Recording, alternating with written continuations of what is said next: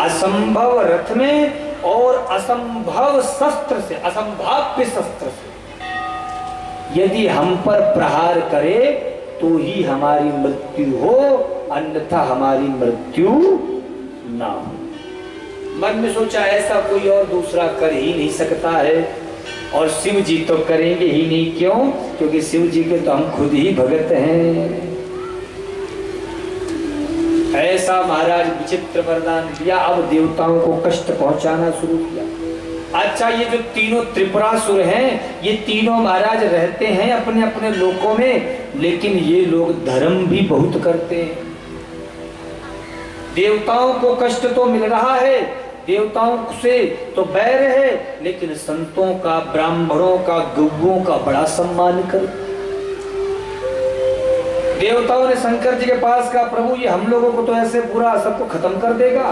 बोले देखो, इसने कोई ऐसा कोई, मैं पर्सनल किसी की लाइफ में इंटरफेयर नहीं करता।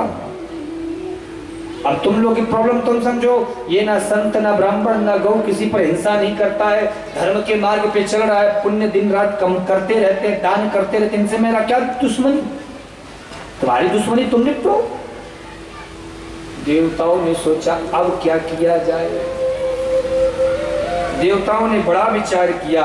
तब महाराज श्री ब्रह्मा जी के पास गए। ब्रह्मा जी ने जाकर के विष्णु भगवान के पास भेजा। विष्णु ने कहा काम करो, अगर ऐसी बात है तुम लोग एक बार जाओ, हमला करके आ जाओ। सारे देवता गए हमला करने, लेकिन जैसे उस नगर में प्रवेश किए, प्रवेश करती आधे देवता तो वहीं पर महाराज भस्म हो गए। जो बचे खुचे, जो वरुण, इंद्र, कुबेर इत्यादि जो बचे महाराज, वो कैसे भी करके अपने शरीर को, अपने आप को संभालते हुए आए और विष्णु भगवान से सारी बात बताई। तब विष्णु भगवान ने कहा, बोले देखो, जिस घर में धर्म होता है ना, उस घर में कभी अकाल मृत्यु का प्रवेश नहीं हो सकता है। अकाल मृत्यु उसी घर में आती है, कष्ट उसी घर में आते हैं, दुख उसी घर में आती है, दरिद्रता उसी घर में आती है जहां अधर्म का प्रवेश हो। इसलिए महाराज एक रूप बना करके और पाखंड से भर करके महाराज एक मुनि सा वेश बना करके और एक मुनि को भेजा, जिसने महाराज सब उल्टा पुल्टा ज्ञान दे करके और तीनों को धर्म से विमुख कर दिया। जब तीनों धर्म से विमुख हो गए तो अब महाराज सताना शुरू कर दिया ब्राह्मणों को, गौओं को, संतों को। अरे एक बात बोलूं आपसे, बोलूं कि ना बोलूं? पीछे वालों, महाराज सच्चाई ये है कि भगवान हर कष्ट को सह लेते हैं, पर भगवान कहते हैं, परमात्मा कहते, यदि कोई मेरे भक्त को कष्ट देता है तो वो मुझसे बर्दाश्त नहीं होता है। विप्र प्रसादा धरणी धरो, विप्र प्रसादा धरणी धरो, विप्र प्रसादा कमला भरो, विप्र प्रसादा कमला भरो, विप्र प्रसादा अजितो जितो हम, विप्र प्रसादा अजितो जितो हम, विप्र प्रसादा मम राम नाम, विप्र प्रसादा मम राम नाम। महाराज शास्त्र कहता है कि जब किसी का अंत समय आता है महाराज, तो वो किससे दुश्मनी लेता है? ब्राह्मण से दुश्मनी लेता है। महाराज आपने नोटिस किया होगा, जीवन में किसी को भी शत्रु बना लेना, लेकिन कभी किसी ब्राह्मण को शत्रु मत बना, कभी किसी ब्राह्मण का अपमान मत कर देना। क्यों? क्योंकि महाराज यदि तुमने कभी किसी ब्राह्मण को अपना शत्रु बनाया तो वो कहीं न कहीं एन केन प्रकारेण वह व्यक्ति बहुत जल्दी ही अपने कुल के सहित समाप्त हो जाता है। इसलिए महाराज, जो धर्म के मार्ग में चलने वाले ब्राह्मण हैं वो सदैव पूजनीय माने गए। क्यों? क्योंकि भगवान स्वयं उनकी प्रशंसा करते हैं। इसलिए हमारे संतों ने विप्रों की बड़ी महिमा गाई, ब्राह्मणों की बड़ी महिमा गाई है। और ब्राह्मण का जीवन कैसा होना चाहिए? बोले ब्राह्मण का जीवन तो सदैव दूसरों के कल्याण के लिए होना चाहिए, जो सदैव दूसरे के कल्याण के लिए सोचे। महाराज, एक वकील सोचता है कि जो हमारा यजमान है वो निरंतर उसके जीवन में कोई ना कोई संकट आता रहे। एक डॉक्टर सोचता है कि जो हमारा यजमान है निरंतर वह रोगों से ग्रस्त रहे, जिससे हमारी दवाई चलती रहे। एक ब्राह्मण देवता ही ऐसे होते हैं जो निरंतर प्रार्थना करते हैं कि मेरा यजमान निरंतर आगे की ओर तरक्की करता रहे, आगे की ओर बढ़ता रहे। इसीलिए यदि आपने अपने गुरुजनों का, विप्रों का आशीर्वाद लिया तो वो कोई सा भी कैसा भी असंभव सा कार्य हो, मैं आपको गारंटी देता हूं कि आप केवल निश्चल मन से अपने कार्य को करो, आपका वह कार्य जरूर सफल हो। वह ब्राह्मण निरंतर आपके लिए प्रयास करता रहेगा कैसे भी आपकी तरक्की हो। और जो ब्राह्मण से महाराज बैर किया है उसका भला कभी नहीं हुआ, ये हमेशा जाने। कथा कहती है महाराज, गौ, ब्राह्मण और संत, इन तीन के लिए भगवान आते हैं। राम का अवतार भी इसीलिए हुआ, कृष्ण का अवतार भी इसीलिए हुआ। भगवान का जन्म ही, भगवान अवतार ही लेते हैं महाराज इन तीनों की रक्षा के लिए। लेकिन आज देखा जाए महाराज, तो सच कहूं तो आज के समय में तो कोई अपने कर्म की ओर जाना ही नहीं चाहता। गौओं की दुर्दशा तो हम आंखों से देख रहे हैं महाराज। ब्राह्मण घर के भी बालकों को हम देखते हैं, कोई भी पांडित्य जीवन में यापन, पांडित्य वृत्ति में नहीं जाना चाहता। सब महाराज आजकल ब्राह्मण भी अपने बच्चों को डॉक्टर, इंजीनियर और IAS PCS की तैयारी करवा रहे हैं। कहते हैं महाराज कौन? अरे मैं एक बार कहीं छत्तीसगढ़ में कथा कर रहा था, मुझे याद है आज भी एक घटना, लगभग 4-5 साल पुरानी बात है। कोई यज्ञ ही चल रहा था, तो आचार्य श्री जी ने कहा महाराज थोड़ा सा आप धोती कुर्ता पहन के यज्ञ मंडप में आइएगा, क्योंकि यज्ञ मंडप में पैंट शर्ट पहन के प्रवेश करना वर्जित है। तो पूजा में आप बैठेंगे तो धोती कुर्ता पहन के। उसने कहा महाराज 1500 रुपये दक्षिणा ज्यादा ले लो, पर माफ करिए मैं धोती कुर्ता पहन के नहीं आऊंगा। अरे ये तो हमारी पुरातन परंपरा है। बोले नहीं महाराज, मैं धोती नहीं पहन सकता, और सब कर लूंगा लेकिन धोती नहीं पहनूंगा। क्यों? बोले मेरे फ्रेंड मुझे देख के हंसेंगे, चिढ़ाएंगे। नहीं, ये जी थी 24-25 साल का ही लड़का था। बोले महाराज जी पैंट शर्ट पहनूंगा। क्यों? क्योंकि पैंट शर्ट मुझे अच्छा लगता है। आज के समय में देखा जाए महाराज, तो ये जो विदेशी जो कुछ धाराएं हैं ना, शाखाएं हैं, उन लोगों ने एक बहुत बड़ी महाराज साजिश रची है सनातन धर्म को समाप्त करने के लिए। लोगों को ये सिखाया गया कि भैया जो धोती कुर्ता पहनता है वो गरीब होता है। लोगों के दिमाग में ऐसा भरा गया है कि नहीं, जो धोती कुर्ता पहनता है वो सही व्यक्ति नहीं होता। क्यों? बोले जो पैंट शर्ट पहनता है वो ज्यादा अच्छा होता है। पैंट शर्ट बड़े लोग पहनते हैं। आपने वो A for Apple, B for ball में बताया जाता ना, तो उसमें वो लिखा था ना J फॉर जेंटलमैन, है ना, और उसमें एक तस्वीर लगी रहती। वो कौन रहता है? कोट पैंट पहना रहता है। उसमें किसी धोती कुर्ता वाले की तस्वीर क्यों नहीं लगती है? मतलब जो तुम्हारे घर में बेटा है जो कक्षा 1 में 2 में पढ़ रहा है, उसने ये जान लिया है कि जेंटलमैन वो है जो कोट पैंट में आया है।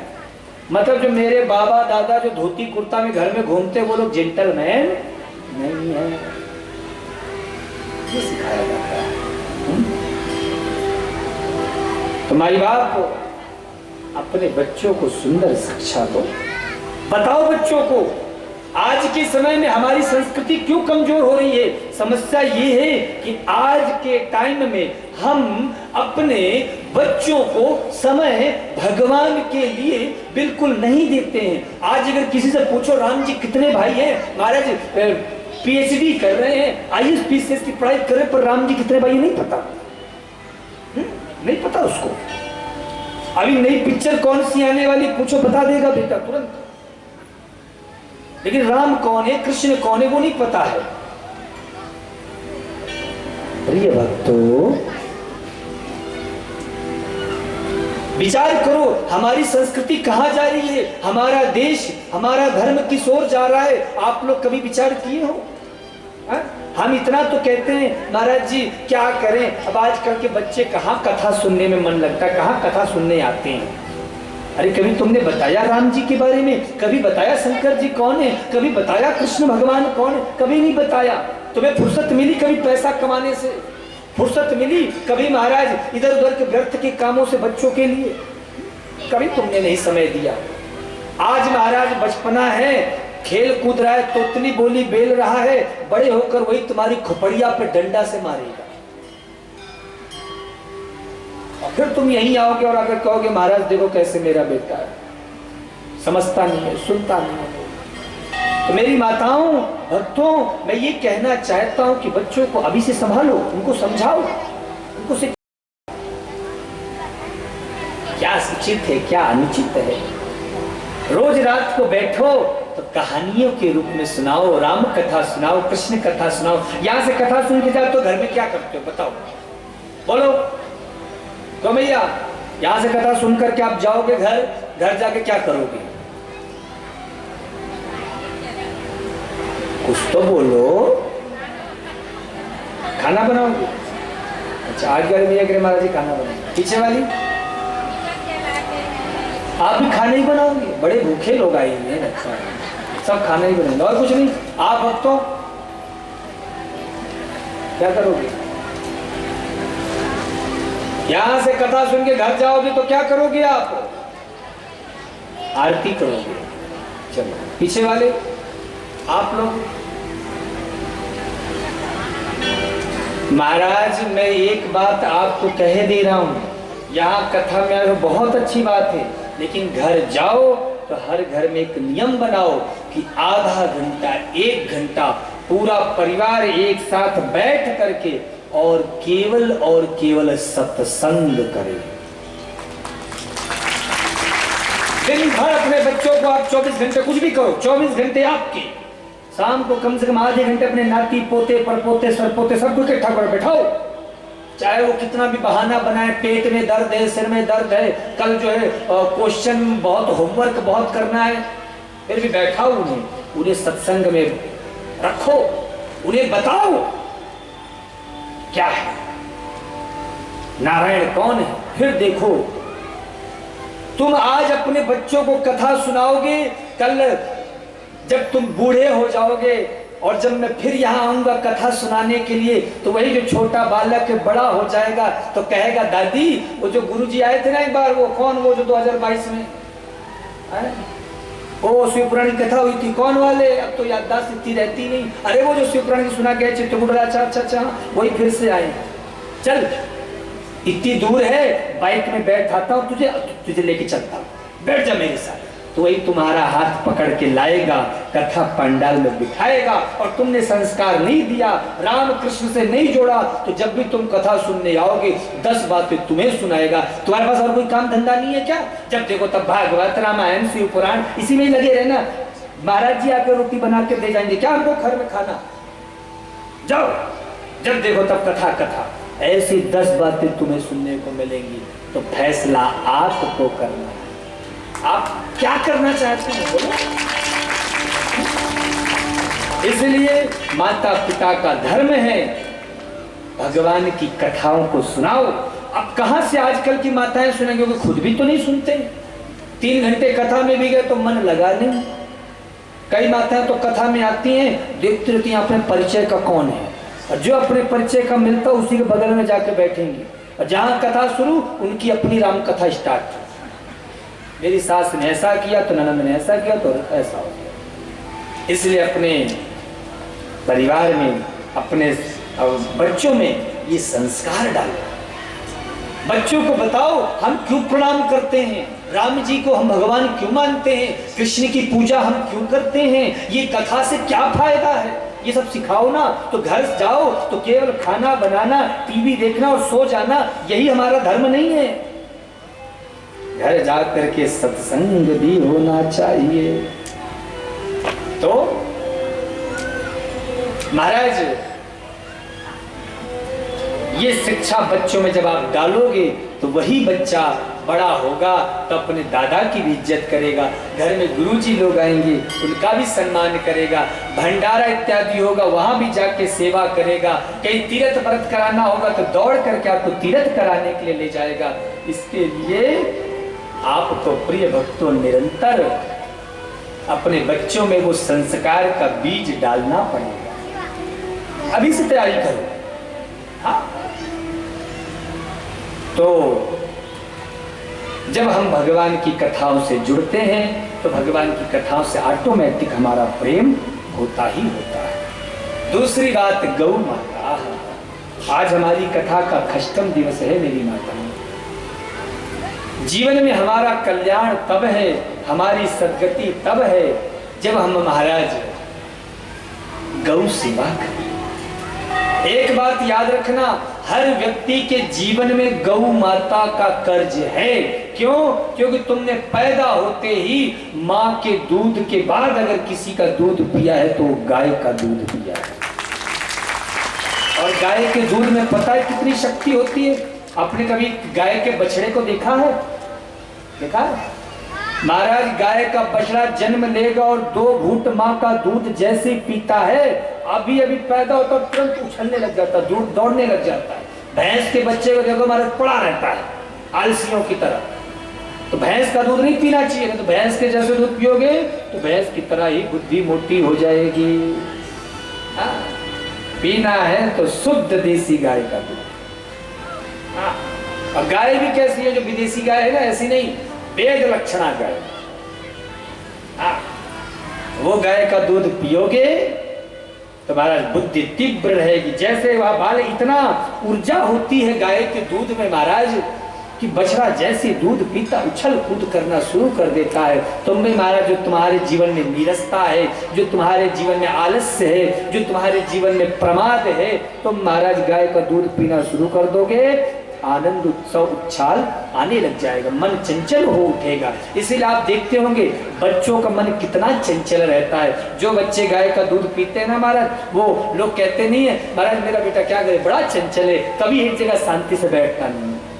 ये गाय के दूध की महिमा है। इसीलिए गाय का दूध हम सब ने अपने जीवन में पिया है तो गाय का हम कर्जदार हैं, और गाय के कर्ज से हम ऋण से तभी पूर्ण होंगे जब हम गौ माता की सेवा निरंतर करते रहेंगे। गौ सेवा जरूर करो। अच्छा, हम गौ सेवा क्यों नहीं करते हैं? क्योंकि महाराज आजकल कोई महाराज गौ माता के लिए परिश्रम नहीं करना चाहता है। क्योंकि जानते हैं कि गाय जिनके यहाँ है ना, उनसे पूछिए, गौ माता को रखना इतना आसान नहीं है महाराज, बड़ा परिश्रम करना पड़ता है, बड़ा गौ माता का ध्यान देना पड़ता है। तो आप सभी प्रिय भक्त गौ सेवा करें। और वैसे भी यहाँ तो मुझे विश्वास है, यहाँ तो अन्य जगहों की अपेक्षा गौ भक्त भी अधिक होंगे। क्यों? क्योंकि ये सब गांव की मिट्टी से जुड़े हुए लोग हैं। तो जो गांव की मिट्टी से जुड़े हुए लोग होते हैं उन्हें गाय की कीमत पता है। इसलिए आप सब लोग अवश्य जुड़े और जीवन में महाराज एक गाय कम से कम अवश्य दान करें। जब हम मरते हैं, शरीर छूटता है, तो बैतरणी नदी, गरुड़ पुराण में कथा आती है कि मरने के बाद जब शरीर पार करता है बैतरणी नदी को, तो उस समय उस नदी से पार कराने के लिए गौ माता आती है और वह प्राणी गौ माता के पूंछ पकड़कर बैतरणी नदी को पार कर जाता है। तो यदि तुमने गौदान किया है तो तुम्हारे पास भी महाराज वह गाय आएगी, वही गाय आएगी तुम्हें पार कराने के लिए। और यदि तुमने जीवन भर केवल पैसे को कपोत कर जेब के भीतर धरा है कभी गौ माता की सेवा नहीं की, गौ दान नहीं किया, तुम्हारे पास कहां से गाय आएगी? तो एक गाय की सेवा अवश्य करो। एक गाय के पीछे पूरी जिंदगी भर का खर्चा कितना है? हमारे महाराज गौ सेवा धाम जो ट्रस्ट है ना, हमारे यहाँ एक गाय का जन्म से लेकर के और मृत्यु तक का पूरा खर्च पड़ता है 21,000 रुपए। कितना? 21,000 रुपए में आप जब 21,000 रुपए हमारे संस्था को प्रदान करोगे तो जन्म से लेकर के और मृत्यु तक उस गाय की सेवा आपके नाम से होगी। बोलो कितना बड़ा पुण्य आपको मिलेगा। आप अपने घर में वही गाय रखो और बताओ कितना खर्च पड़ेगा, बोलो। लेकिन आपका कितने कम सेवा राशि में आपको महाराज गौ दान का पुण्य और साथ में जीवन भर एक गाय की सेवा का फल मिल जाएगा।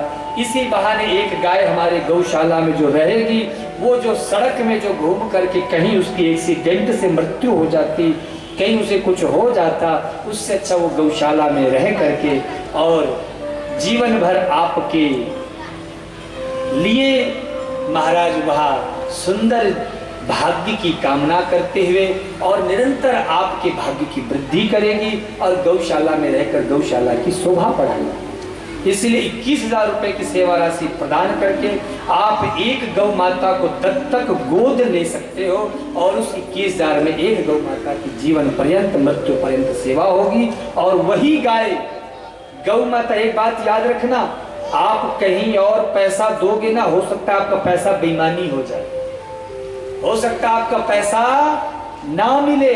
लेकिन एक बात मैं आज आपको कह रहा हूं, शिव पुराण में भी वर्णन है और भागवत में भी वर्णन है कि यदि आपने गौ माता में 1 रुपए खर्च किया तो भी वो गौ माता कभी आपका पैसा अपने पास नहीं रखेगी। आपका 1 भी रुपया गाय कभी अपने पास नहीं रखेगी। आपने जो भी गौ माता के लिए लगाया है उसका 10 गुना 100 गुना करके गौ माता आपको वापस कर देगी, क्योंकि गौ माता किसी का पैसा अपने पास नहीं रखती। इसलिए याद रखना, आप जो दे रहे हो वो आपके पास वापस लौट के आने वाला है। इसलिए शास्त्र कहता है दान धर्मान राज धर्मान मोक्ष धर्मान विभाग सा। ज्यादा से ज्यादा श्रम करो, श्रम करके धन कमाओ, उस धन से धर्म करो, उस धर्म से अपने पितरों का उद्धार करो। जो व्यक्ति महाराज जिसके पुत्र पौत्र गौदान करते हैं, वहां पितृ लोग प्रसन्न होकर के महाराज अपने पौत्र की प्रशंसा करते हैं, यमराज के सामने आकर ताल ठोकने लगते हैं। क्यों? शिव पुराण कहती है वह पितृ आकर यमदूतों से कहते, देखो हमारे कुल में हमारा ये बालक आ गया है। कैसा है बालक ये? बोले ये हमको इस नरक से छुटाने वाला है, ये बालक हमारे लिए सुंदर सुविधाओं का भोगों का साधन उत्पन्न करने वाला है। और महाराज पितृदेव लोग प्रसन्न होकर के महाराज आनंदित होकर भूरी भूरी प्रशंसा करते हुए यमदूतों को बताते हैं। तो ऐसे पुत्र पौत्र जिस घर में होते हैं उस घर के पितर भी प्रसन्न होते हैं। तो आप लोग जीवन में कम से कम कुछ नहीं तो एक गौ माता को गोद लेने का जरूर संकल्प करो, ताकि एक गाय के प्राणों की रक्षा हो सके। आइए, कुछ भक्तों ने, जिन भक्तों ने हमारे चित्रकूट धाम के लिए सहयोग सेवा प्रदान की है, उनके नामों की घोषणा हम सुने।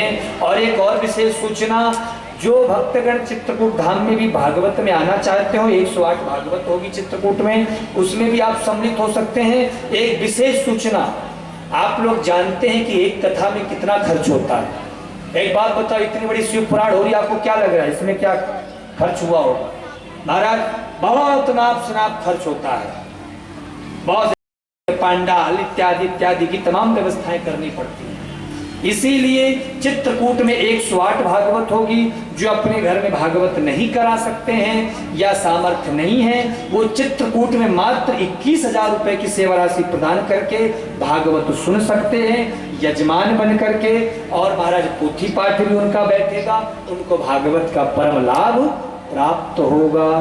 तो आप सभी लोग इसका विशेष ध्यान दें। आइए पूज्य आचार्य श्री जी से उन भक्तों के नामों की घोषणा सुने। बोले शंकर भगवान की जय, शिव महापुराण की जय। सज्जनों, आज हम खष्टम दिवस की पावन कथा में प्रवेश कर चुके हैं। यह खष्टम दिवस की कथा समापन की ओर है। आज हम शिव चरित्र की पावन चर्चा पूज्य महाराज श्री आचार्य बाल व्यास पंडित विवेक जी महाराज के द्वारा, जो कि चित्रकूट धाम से आपके उमरेठ नगर में पधारे हैं, ऐसे पूज्य महाराज श्री के द्वारा हम इस शिव कथा का श्रवण लाभ प्राप्त कर रहे हैं।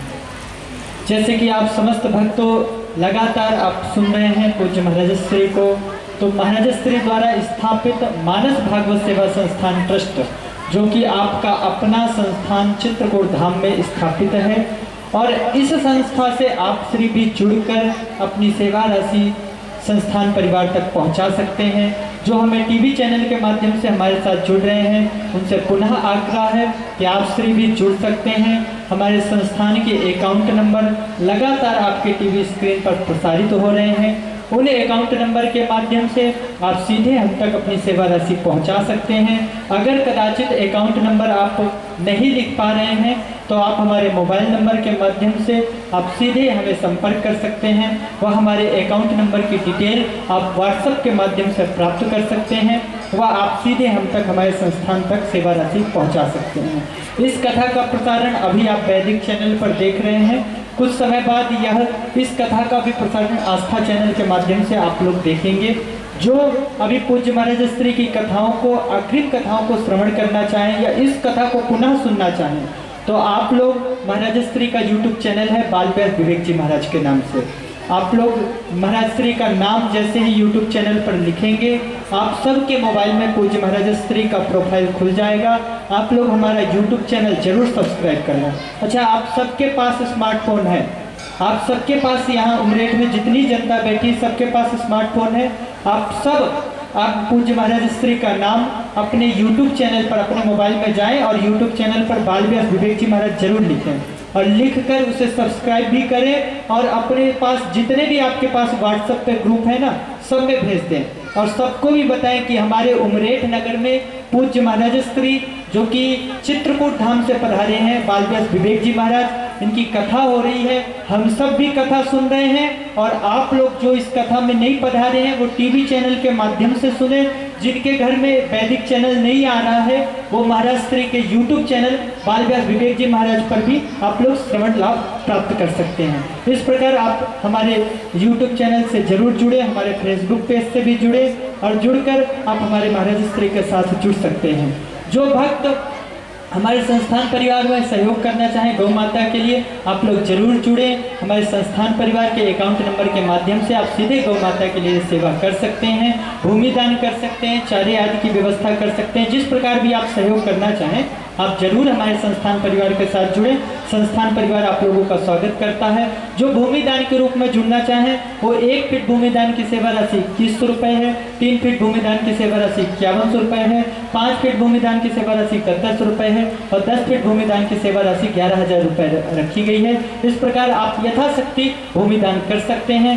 जो भक्त भाई बंधु गौ माता के लिए, गौचारण के लिए चारे की व्यवस्था करना चाहें, मात्र 11,000 रुपये की सेवा राशि प्रदान करके आप लोग हरे चारे की व्यवस्था भी एक ट्रॉली कर सकते हैं। अगर आप 3 सेट आदि भी लगवाना चाहें, तो 51,000 रुपये की सेवा राशि प्रदान करके गौ माता के लिए 3 सेट आदि भी लगवा सकते हैं।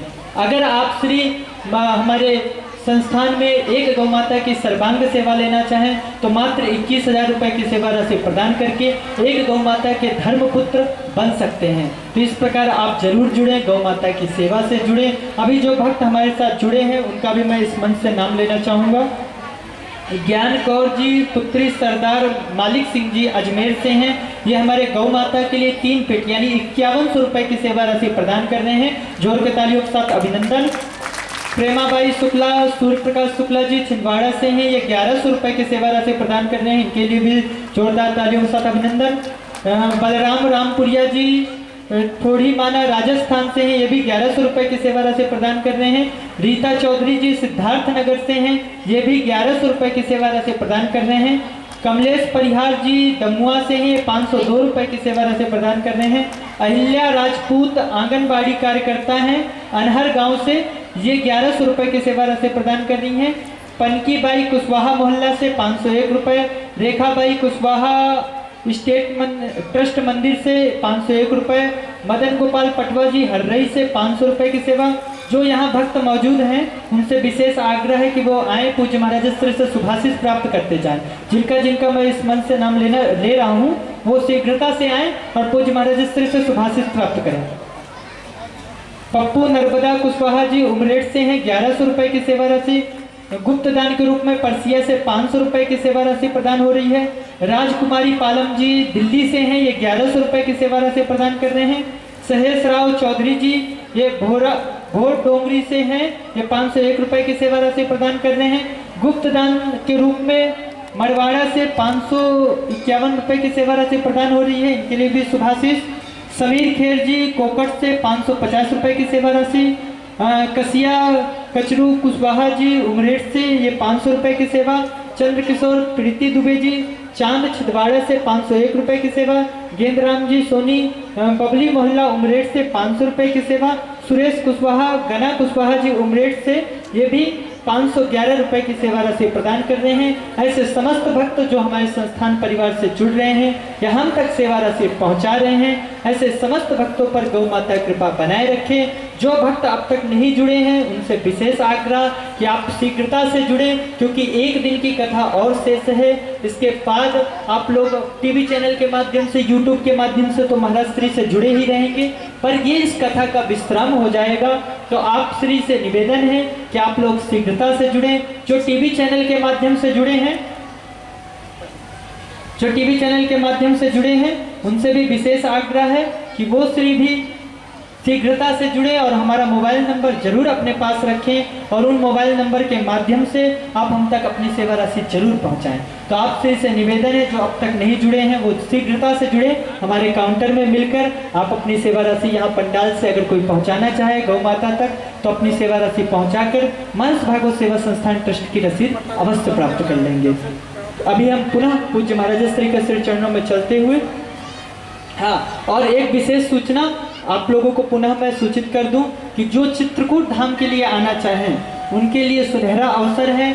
हमारे पूज्य महाराज श्री के सानिध्य में चित्रकूट धाम में गुरु पूर्णिमा के शुभ अवसर पर 7 जुलाई से 13 जुलाई तक इस समय हमारे चित्रकूट धाम में सुंदर गुरु पूर्णिमा के अवसर पर 108 अष्टोत्तर शत श्रीमद् भागवत कथा का आयोजन किया जा रहा है, जिसमें आप श्री सम्मिलित होकर व चित्रकूट आकर पावन कथा में भाग ले सकते हैं, यजमान बन के पूजा अर्चन भी कर सकते हैं। तो आप श्री जो भी आना चाहें, यहाँ उमरेठ की धरा से भी जो भक्त आना चाहें, आप श्री का ग्रुप पूरा बनाइए। आप लोग 10, 20, 50, 100 लोग जो भी कथा सुनने आना चाहें, आप श्री से निवेदन है कि शीघ्रता से हमारे पास नाम नोट करा लें और आप श्री भी सादर आमंत्रित हैं चित्रकूट धाम के लिए, तो आप कथा श्रवण में भी आ सकते हैं। जो यजमान बनना चाहें तो यजमान बनने की सेवा राशि हमारे संस्थान परिवार की तरफ से जोड़े के साथ अगर आप हमारे चित्रकूट धाम में आकर कथा सुनना चाहते हैं तो मात्र 21,000 रुपये की सेवा राशि आप संस्थान परिवार में देकर अपना स्थान, अपना रजिस्ट्रेशन सुनिश्चित करा सकते हैं। और मात्र 21,000 रुपये में आप लोगों के ठहरने के लिए एसी रूम व आपके लिए पूजन अर्चन के लिए पूरा पूजन सामग्री व पंडित जी की संपूर्ण व्यवस्था आपको हमारे संस्थान परिवार की तरफ से उपलब्ध कराई जाएगी। तो आप श्री हमारे यहाँ मात्र 21,000 रुपये देकर आप रजिस्ट्रेशन करा सकते हैं। जिन भक्तों ने अब तक रजिस्ट्रेशन नहीं कराया है उनसे विशेष आग्रह है कि आप शीघ्रता से रजिस्ट्रेशन करा लें, क्योंकि उसमें 108 यजमान ही हम टोटल रखेंगे। इसलिए आप लोग शीघ्रता से रजिस्ट्रेशन करा लें और अपनी इस स्थान सुनिश्चित करा लें। जो भक्त वहाँ चित्रकूट नहीं पहुँच पा रहे हैं और अपने पितरों के नाम से, पूर्वजों के नाम से भागवत जी की 108 पोथी रखवाना चाह रहे हैं, वो भी सादर आमंत्रित हैं। मात्र 5100 रुपये की सेवा राशि प्रदान करके आप चित्रकूट धाम में अपने नाम से, अपने पूर्वजों के नाम से, अपने पितरों के नाम से एक भागवत जी की मूल पाठ पोथी रखवा सकते हैं। तो इस प्रकार जिस भी प्रकार से आप जुड़ना चाहें, संस्थान परिवार के मोबाइल नंबर लगातार आपके टीवी स्क्रीन पर प्रसारित हो रहे हैं। उन मोबाइल नंबर के माध्यम से आप किसी भी समय कथा के बाद भी कभी भी आप कॉल करके सारी जानकारी प्राप्त कर सकते हैं। व्हाट्सएप के माध्यम से भी आप सारी जानकारी प्राप्त कर सकते हैं। अभी पुनः हम पूज्य महाराज श्री के श्री चरणों